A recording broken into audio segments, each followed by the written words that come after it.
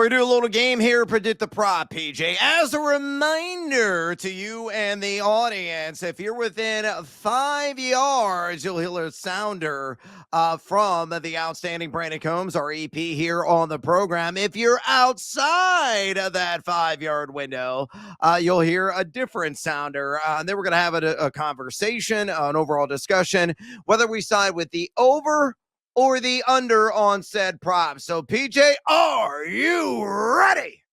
I'm ready, Brad. Let's do it. I like it. All right, let's go to the quarterback position and welcome back Mr. Joe Cool, at least a modern day version of him. That is one Joe Burrow, pass yards against those Baltimore Ravens. PJ, predict the prop. So Burrow first game back, you expect some rust, no T. Higgins, but he normally plays well against the Ravens defense. This is probably going to be like in the 250, 260 range, I want to say. I'll go like 258.5 for Burrow. Peter, you sound so refined. Are you intelligent now? Affirmative. That means yes. Let's go. Ding, you nailed it. And you're within the 5-yard range, but the actual number is 254.5 for Joe Burrow. So, PJ, over or under? I think you got to go over. I mean, again, like every year I watch Burrow just shred the Ravens, especially when Chase is healthy and ready to go. No Higgins is a big deal. But Higgins didn't play in the Thursday night game against the Ravens last year, and Burrow threw for 420 yards. The Ravens' defense has been much improved. But, Brad, let's think about the teams that they've played, and let's think about the quarterbacks that they've played during this win streak. It's been Tyrod Taylor, J.J. McCarthy, Tua, Dylan Gabriel, and Shador, right? I mean, it's been like some of the worst quarterbacks in the NFL. Yes, Burrow's coming back from an injury. He missed a lot of time. You don't expect him to look like Joe Burrow, but I still think he's going to be a major upgrade from all the QBs the Ravens have played here as of late. And, they're going to need to score with how bad their defense is, obviously. I'll go over 254.5. I'm going slightly under. I'm not playing devil's advocate. I truly believe that. I think he's going to have some accumulated rust and dust. You mentioned the aforementioned T. Higgins being unavailable. We'll see about Andre Yoshivas as well. He's no guarantee to play. They could be really depleted, which means Jamar Chase is going to see 20 targets in this game. He might catch 15 balls. He might, post 200 yards through the air alone. And if he does that, then I'm going to look like a horse's ass bet the under. Baltimore is number 20 in dropback EPAD. A not overly intimidating matchup. Giving up 6.83 pass yards per attempt. A little bit better there. And 242.1 pass yards per game. I'm trusting my gut on this one. Slight under on Joe Burrow. 254.5 pass yards. You are going to side with the over. Let's go on to the second game on Turkey Day between the Dallas Cowboys and Kansas City Chiefs. I'll say the quarterback position and go with Patty Mahomes. Pass yards against Little D. PJ, predict the prop. I think it's going to be similar to what the Burrow prop is, somewhere in that 250 range. So I'll go like 251.5 with Mahomes. What you just said is one of the most insanely idiotic things I have ever heard. Way too low, man. The actual number is 267.5. So, PJ, I'm assuming you're a heavy under lean? I am, yeah. I mean, they ran the ball 30 times with Kareem Hunt last week against Indy. Pacheco is going to be back in this game. I think Andy Reid and the Chiefs realize they can't lean on Mahomes maybe as much. Got to run the ball a little bit more.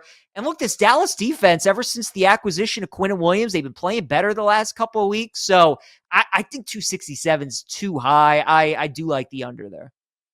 I disagree with you again. I'm going to go over. I think it's going to be comfortably in the 270s. Dallas number 27 to drop back EPA defense. I know they are playing better here of late, but they still give up 7.84 pass yards per attempt on the season, 270.3 pass yards per game. And Mahomes has gone over 267.5 in 4 of his last 5. He's numero dos America in total air yards. You got Rashee Rice. You got Travis Kelce. And they got a bunch of field stretchers on that team. X gonna give it to you. Xavier Worthy, Hollywood Brown. Yeah, I think it's going to be in the 270s. It's Thanksgiving, and he's going to earn himself a turkey leg. All right, let's go to running back. Let's go to a fun category. Don't really feature too much here on BetMGM tonight in Predict the Prop, but Jahmyr Gibbs off a monstrous campaign last week, rushing plus receiving yards is the category against the rival Packers. PJ, predict the prop. Oh, man. So I would think Gibbs's rushing numbers around like 75, maybe somewhere in that range. And then the receiving's probably around like 25, 30. So I'll go like 96.5 for Jahmyr Gibbs, rushing and receiving. That is correct. Nice. Oh, barely correct, too. You got it just within the 5-yard range. The actual number is 101.5 rushing and receiving yards. So, PJ, what's the lean here? Over or under? Ooh, I think I'd actually go under. I think I'd go under on that. You know, the Packers pass rush is really good, but it's not as great on the road. And Gibbs, like you said, is coming off such a great game. The Packers know they have to take him away. I think they're going to be able to do that. They were so good against this Lions offense in the first meeting. So I'll actually go under. It's scary to take Gibbs unders, but I'll go under 101.5. Oh, it's a 3 for 3 opposite on my end. I'm going to take the over here. Green Bay, yes, they're number 12 in rush EPAD on the season, giving up 3.91 yards per carry. However, 4 running backs have gone well north of the century mark combined rushing and receiving yards. I know Gibbs didn't do it in the first game, but I think he's going to do it in the second. He has done this in 4 of his last 5. He's number 5 in the NFL in yards created per touch. He is playing like a man possessed right now. I think he's going to get a heavy side of that RBBC, probably more of like a 75-25 split with mandatory Montgomery. So once again, doing the exact opposite of PJ. I like the over on Jahmyr Gibbs rushing and receiving yards against the Pack. All right, let's go to the Black Friday game, and let's talk about Saquon Barkley rush yards against my Chicago Bears. PJ, predict the prop. Barkley obviously having a disappointing season. He's only gone over 100 yards once so far this year. I think he's going to be like in the mid to high 60s. I'll go like 68.5 for Saquon. Hey, look, everybody. Billy peed his pants. Of course I peed my pants. Everybody my age pees their pants. It's the coolest.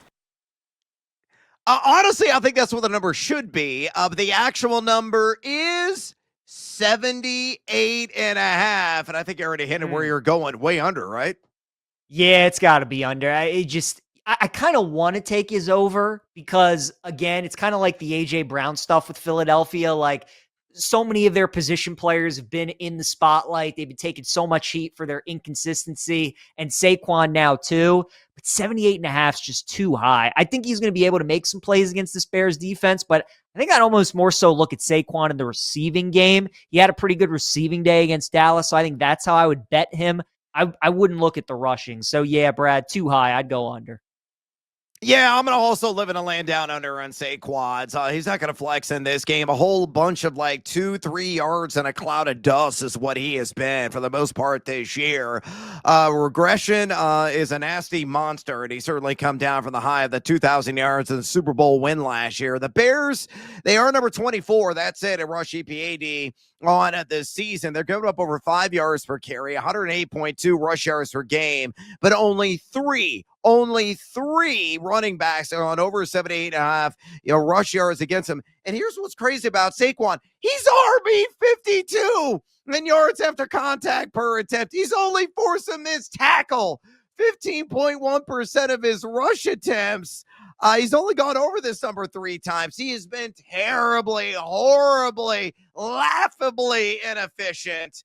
And that offensive line, they're not really to blame. They're still top half in run blocking efficiency. I think the onus is on Saquon. He's in a slump. He's not going to break out of it. I think he's going to finish exactly where you said, in the 60s. I will also take that under 78.5 rush yards against my Bears. All right, let's go to the first game on Thanksgiving and Detroit and Green Bay once again, and go with Amon-Ra St. Brown receiving yards against the Pack. Predict the prop.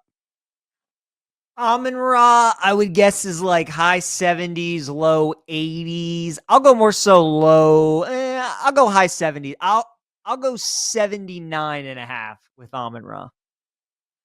It don't matter if you win by an inch or a mile. Winning's winning. Yeah, winning is winning. You got it. Barely by an inch there. The actual number is 74.5 on the Sun God. So what's the call here? Over or under?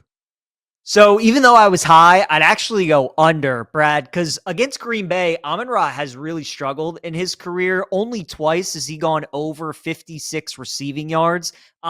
He's like pretty consistently in the mid 40s, mid 50s against Green Bay. So yeah, mid 70s, just too high. This matchup for him over the years never been a good one. I like under receiving yards for Amon-Ra. Yeah, week 1, 4 catches for 45. So right there on that range that you mentioned. Bullard's the primary coverage man that he's going to see in this game, who's given up, yes, a 79.1% catch rate, but only 6.6 yards per catch. Heck, only a couple of wide receivers have gone over this prop against Green Bay this season. They have a lot of the fewest total wide receiver yards, and Amon-Ra has only done this a half dozen times. Nickel and dimer underneath, got to be more of that style and kind of game for him. So I'm with you. I think it could be like 5-6 grabs, around 55 yards for him. I think he's going to be anywhere close to 74.5. So we will both be hand in hand on that under. Last one, PJ. Let's go back to Chiefs Cowboys. George Pickens, who's white stinking hot right now, receiving yards against KC. PJ, predict the prop. Pickens is hot. He's been in like the mid 70s every single week, and I don't think there's going to be too much of an adjustment. I think it's going to be like a similar guess as to what I had for Amon-Ra. I'm going to go like 78.5 for Pickens. That's the best damn answer I've ever heard. Within the range, the actual number is exactly Amon-Ra, 74.5 for George Pickens. So what's the call here? Over or under? Man, it's got to be over with Pickens. He's been so consistent this year for Dallas. I mean, at minimum, he's getting 70 yards. So right off the bat, you feel like your chances of going over are way better than under. High total at 52. You would think Dallas is going to have to score points if they're going to want to win this game. And I think Dak and that offense are going to be able to find some success. So Pickens has been the man. CD is going to draw the main attention, and Pickens has been lighting up those number 2 corners all season. I think he continues to do so. Yeah, man, I disagree here. So cherry on top of the Sunday, it's going to be close. I'm going to feel like the giant boob if this one goes the other way, and he goes for like 120, but I don't think he gets to 70 in this game. We got to get a lot of Trent McDuffie in coverage. McDuffie has only given up 8.3 yards per catch and a 94.4 passer rating to his assignments. KC as a collective have a lot of the 6th fewest wide receiver yards this season. So again, gut feeling, I know he's done this 6 straight under. Ooh, it's gonna hurt on George Pickens, 74.5, PJ.